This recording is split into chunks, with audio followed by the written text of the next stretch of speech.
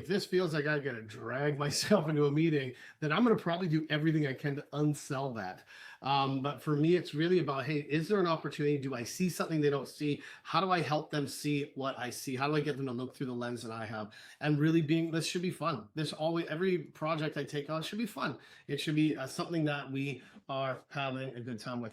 This is a good book. I'm not saying read it right now, but Thinking Fast and Slow. This is where I talk about system 1 and 2. And this is really just engaging your conscious and your subconscious, because part of what we're talking about today is how to spot that opportunity. One of the challenges that people have is to get into, like I would say, get into a state of flow when you're talking, when you're just like Kendall says, be natural, be yourself, have sort of a general thing that you say that you're comfortable saying, so that you can kind of decrease the mental energy of trying to navigate all this stuff. So that when you're watching and you're having conversations, you're asking questions, you're sharing insights, that you're able to pay attention to say, there's something. There's something right there that matters to them. That means something to them. They said something in their own words that I should pay attention to. So we're wanting to make sure that we're in that state of flow. Just like if you're driving, when you first learn how to drive, everything's all over the place. You're trying to figure out what to do. But when you get good at it, you probably don't even know how you drove to work today, right? You don't even know how you got to certain places because that's automatic. So you want to get into a state of flow where you're able to drive in your meetings, but also pay attention to other stuff that's going on. And that's why when we look at this stuff, questions, we've got a whole bunch of training on questions.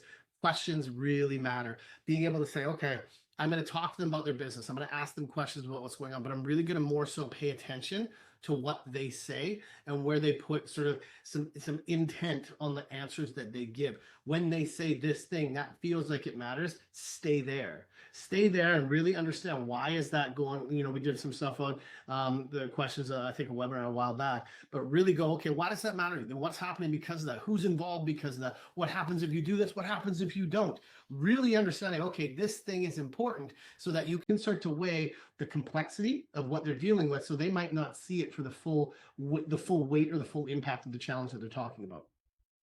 What I think is so awesome about questions is the right questions, the right worded questions communicates your value without you telling them.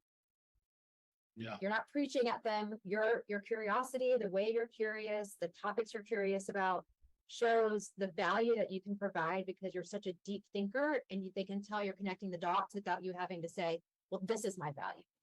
Yeah. What was the book again? I want to put in the chat. The one that Fast and Slow. What was the name of that? Thinking Fast and Slow, Daniel Kahneman. Thinking Fast and Slow? Thinking Fast and Slow. Okay. Yeah. He's too fast. Yeah, I was speaking fast and never slow. That's me. Kendall thinks for that. You can tell I like this one because it's all marked up. And it's a lot of just psychology studies about how we work, and really understanding, things like how to prime for money, pricing anchors, persuasion, what I got, skill sets, storytelling, all that stuff. He was a Nobel Prize guy. And really it's just understanding that our brain works in these ways, and being able to pay attention and ask the right things that give us the right impact. And like Kendall said, is part of it is when we ask the right questions.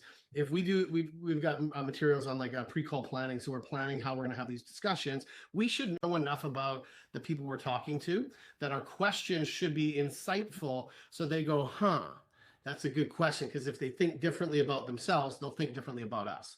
And so when we ask those questions, what we're trying to do is cognitively reframe, so they go, I wasn't really thinking about my business in that way. Could we talk about this? And that's how you're demonstrating your skill, rather than saying, hey, let me tell you why I'm great. And we do this, what I call the deep breath and pitch. We go, and we just vomit all of our business stuff on them.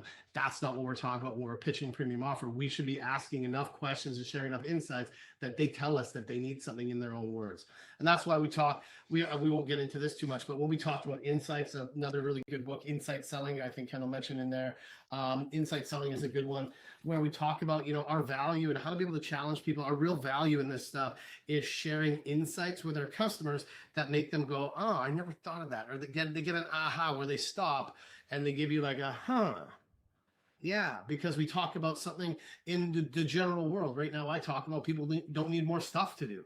And in your industry, this is what's going on in the industry. So that's why your organization is dealing with these things. And if you don't solve those, here's what's going to happen. Here's where things are going, because your role probably means this is happening and you're dealing with this and you're dealing with that.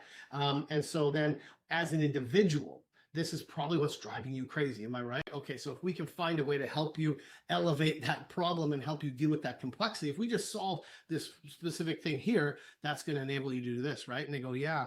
And if we can show them how there's interconnected, and I always say, like, especially like you learn AI. I talked to somebody the other day. We learned like this tool, Plod.ai is a really cool tool. My sort of theory is anytime you learn something new, try and learn how it's connected to at least 3 things, so that you can demonstrate your value on the interconnectedness of that tool, not just what that tool can do. So that people go, oh, I didn't know. So same thing I talked about the smart home. I want to know how this is connected to this and what happens if this goes here and this goes here, because it's not one